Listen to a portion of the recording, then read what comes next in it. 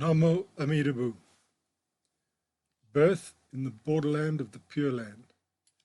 I have already explained in detail the primal vow, that is the 18th, and showed that faith in Amida's power is the cause of birth in the Pure Land.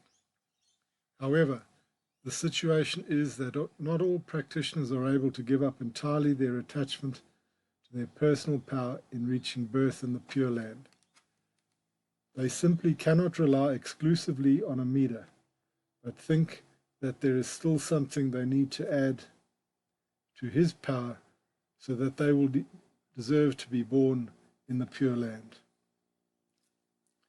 Thus, they remain attached to the idea of merit accumulation, even if they also put some trust in Amida. This kind of faith, mixed with reliance on their own so-called merit and personal power, is not in accord with the primal vow. But still, Amida does not abandon such people. Especially for those who are not capable of relying exclusively on him, but still wish to be born in his Pure Land, Amida created the 19th and 20th vows. In the 19th vow, Amida promised that those who do various meritorious deeds in order to be born in the Pure Land will be welcomed by him into the Pure Land. The various meritorious deeds mean they continue to practice some kinds of meditative and non-meditative practices. For example, whenever they do a visualization or a contemplation of Amida in accord with the Contemplation Sutra, or even when they do other meditation techniques or meditative practices, when they observe precepts, do a good deed like saving a life, abstaining from meat, these are non-meditative practices, etc.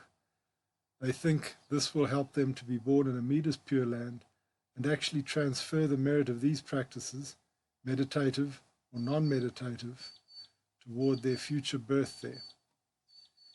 Usually followers of various schools do meditation practices or observe precepts, etc., in order to become a Buddha in this life, like Shakyamuni.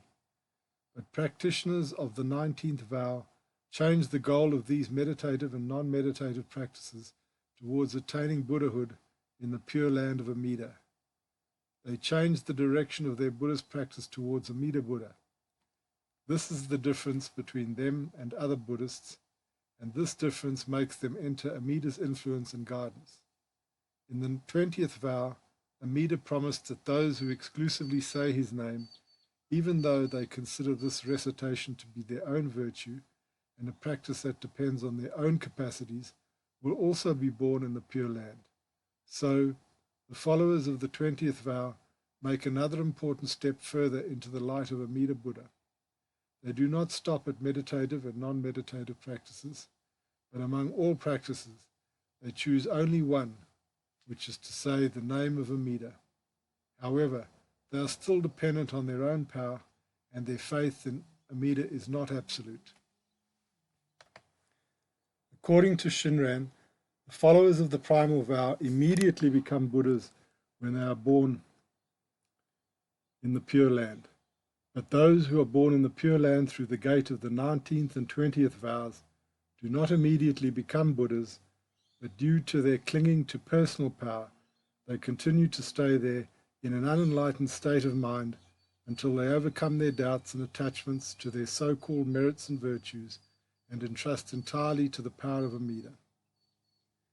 The 18th is the vow of direct entering into the Pure Land, while the other two, the 19th and 20th, are vows of indirect entering. It is like a house with three doors.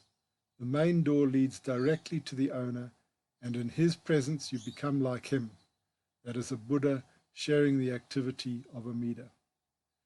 This central room of the Pure Land is called the fulfilled Pure Land, or the true recompensed land. The second and third door are leading to an anteroom or waiting room, where you have to stay for a while until having access to him.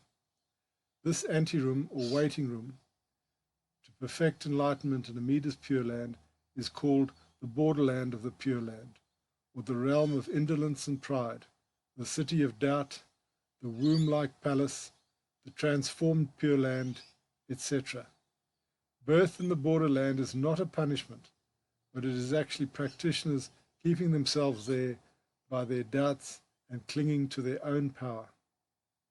It is important to emphasize that both the fulfilled Pure Land and the transformed Pure Land, borderland of the Pure Land, are the results of the vows of Amida Buddha, so they are not different realms, but two aspects of the same Pure Land. As I said, those born in the fulfilled Pure Land are followers of the true faith, or Shinran, of the 18th vow or Primal Vow, and they immediately attain Nirvana or Buddhahood, while those who are born in the transformed Pure Land are followers of the 19th and 20th vows. The latter are people with mixed faith, and so they need to stay for a while in that place until they overcome their doubts. As Master Shan-tao called it, birth in the fulfilled land of the Pure Land is called inconceivable birth, and all those born there are endowed with bodies of naturalness, emptiness, and infinity. To have bodies of naturalness, emptiness, and infinity means to become a Buddha or to attain perfect enlightenment. The Pure Land, in the aspect of the transformed land, or borderland of the Pure Land, is as described in the 13 contemplations and the 9 grades of aspirants from the Contemplation Sutra, but also in the larger sutra and other texts. As Shinran explained, quote, "The transformed land refers to the Pure Land as shown in the Contemplation Sutra. Again, it is as described in the Sutra on the Bodhisattvas dwelling in the womb, Usatsu Shotai Kaio, namely, the realm of sloth and pride. Again, it is as described in the larger sutra as the castle of doubt and the womb palace." End quote. So, the borderland, Henji, realm of indolence and pride, Kemen, the city, castle of doubt, Gijo, and the womb palace, Taigu, are different names for the transformed land aspect of the Pure Land, which is where the followers of the 19th and 20th vows are born. To recite the Nembutsu in self-power or doing other Buddhist practices to gain birth in Amida's land results in not entering directly into the center of the Pure Land, that is the fulfilled Pure Land or true recompense land, but in staying for a while in this transformed land. Quote, "It is because of doubting the Buddha wisdom that although born in that land, you remain in the borderland. Those who, though aspiring for the Pure Land of happiness, do not realize Shinran, that is other power, doubt the Buddha's inconceivable wisdom, and therefore dwell in the borderland or the realm of indolence and pride. Practitioners who believe in the recompense of good and evil doubt the inconceivable Buddha wisdom, and therefore remain in the city of doubt or the womb palace. Hence they are separated from the 3 treasures. The fault of doubting Buddha wisdom is grave. Becoming fully aware of this, you should, with deep repentance, entrust yourself to inconceivable Buddha wisdom." End quote. To doubt the inconceivable Buddha wisdom means to doubt that Amida created the perfect method for saving you, and to believe that there is still something you need to do or add to his power in order to be born in his Pure Land. Thus, people who don't have genuine faith or Shinran come to believe in the recompense of good and evil, in the sense that they think their so-called good acts and merits somehow influence their birth in the Pure Land, or that their mistakes and bad actions prevent it. Shinran advised against such ideas. Quote, "Other power is entrusting ourselves to the Primal Vow, and our birth in the Pure Land becoming firmly settled. Hence, it is altogether without one's own working.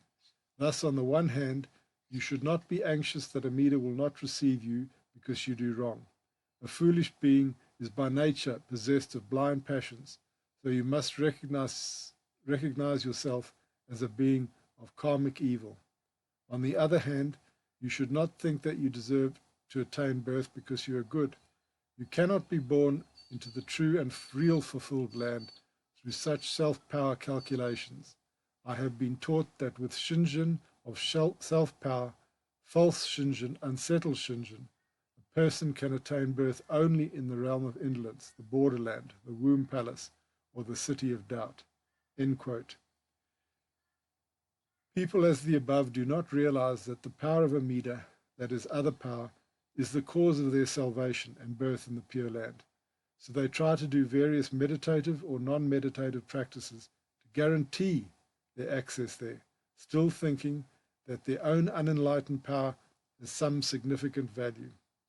Quote, how sad it is that the ordinary ignorant people who possess defilements and hindrances from the beginningless past up to the present have had no opportunity for deliverance because their minds vacillate between meditative and non-meditative practices. As I reflect upon the cycle of transmigration, I realize that it is difficult to take refuge in the Buddha's vow power, that is, the power of Amida's primal vow, the 18th vow, and enter the sea of great faith, even in the passage of kalpas as numerous as the number of particles obtained by grinding the earth. How deplorable it is! I should deeply sorrow over this. Generally speaking, sages of the Mahayana and the Hinayana and all good people hold to the auspicious name of the primal vow as their own root of good. 20th vow. For this reason, they cannot awaken faith, realize Buddha wisdom, and understand Amida's intent in establishing the cause of birth, that is, the 18th vow. Hence, they cannot enter his land of recompense. End quote. To hold to the auspicious name of the primal vow as their own root of good means to think that the name of Amida Buddha works because they say it many times or in a state or a good state of mind, thus believing that birth in the Pure Land depends on their own power to say the name and not in the power of Amida invested in his name. By having this false faith, they may even think that they can transfer the merits of their recitation to birth in the Pure Land, or that through their good or focused recitation they can destroy their evil karma. However, there is a problem here, because a Nembutsu follower with such a conviction and self-power attitude, and who cannot avail himself of the absolute power of the primal vow, must say the name diligently until death if he is to attain birth in the borderland. Quote, to believe that each time you say the name, your karmic evil is eradicated is nothing but to strive to attain birth by eliminating your karmic evil through your own efforts. In that case, you can attain birth only by being diligent in the Nembutsu to the very point of death. For every single thought you have throughout the course of your life is a fetter binding you to birth and death. But since our karmic recompense restricts us, we may, meeting with various unforeseen accidents or being tormented by the pain of sickness, reach the end of our lives without dwelling in right-mindedness. In such circumstances, saying the name is difficult. How then is the karmic evil committed in that final interval to be eradicated? If it is not eliminated, is not birth unattainable? The desire to eradicate one's karmic evil through saying the name arises from the heart of self-power. It is the basic intent of people who pray to be in a state of right-mindedness when their lives end. It is therefore reveals an absence of Shinjin, that is other power. End quote. In the same way, a person who thinks that he can be born in the Pure Land by transferring the merits of his meditative or non-meditative practices in accordance with the 19th vow must also be diligent in this pursuit during his whole life and maintain a good state of mind in the moment of death if he is to reach the borderland. However, the one who entrusts to Amida Buddha in accordance with the primal vow and has deep faith in this Buddha's power has nothing to worry about in his final moments. Quote, if we entrust ourselves to Amida's vow that grasps and never abandons us, then even through unforeseen circumstances, we commit an evil act and die without saying the Nembutsu at the very end, we will immediately realize birth in the Pure Land.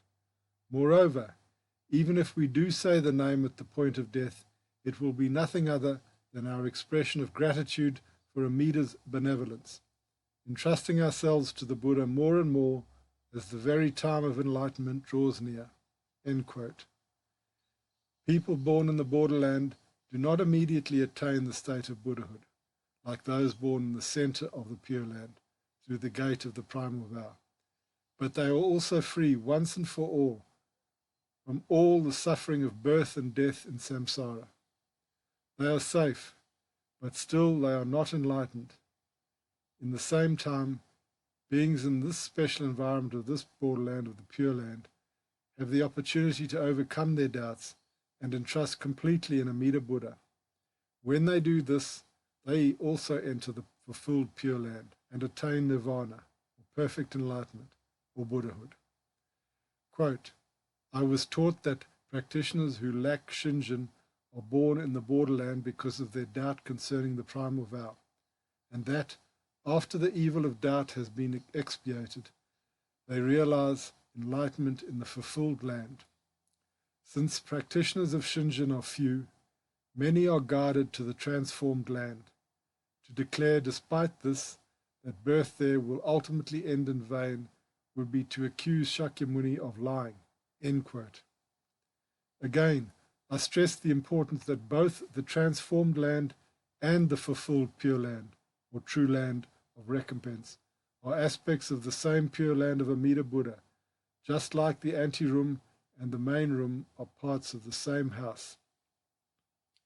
As usually the owner of the house, in our case Amida Buddha, prefers to stay in the main room together with his faithful sons and daughters, that is, followers of the 18th vow, while those who have a mixed faith, followers of the 19th and 20th vows, keep themselves in the anteroom. It is not the fault of Amida or a punishment that some are born in the borderland of the Pure Land, or transformed land. Just they are kept in that region by their own doubts. They are the ones who are keeping themselves out of the main room of the Pure Land, not Amida Buddha. So when they overcome their doubts, they will also join the fulfilled Pure Land and immediately attain nirvana or Buddhahood. Shinran Shonin urged us not to be satisfied with birth in the borderland, but wish for birth in the fulfilled land of the Pure Land. Quote, "The depth of the Buddha's benevolence is such that even with birth in the realm of indolence and pride, the borderland, the city of doubt, or the womb palace, which is brought about only through compassion revealed in Amida's 19th and 20th vows, we meet with a happiness that surpasses understanding. Thus the depth of the Buddha's benevolence is without bound. But how much more should we realize the benevolence of the Buddha with birth into the true and real fulfilled land and attainment of the enlightenment of the supreme nirvana." End quote. Yenbo also wrote in Tanisho, quote, "How sad it would be to abide in the borderland instead of being born directly into the fulfilled land, even though one has the fortune of saying the Nembutsu." End quote. Namo Amida Buddha.